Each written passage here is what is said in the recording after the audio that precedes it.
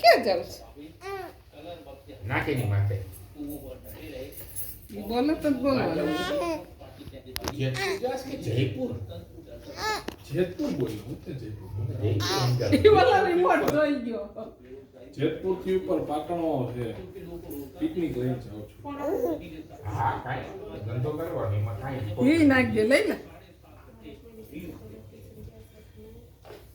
હંમેશા કરો ધંધો પહેલા ત્રણ દીની રજા મૂકી દે ફેંકી દે રહેવા દે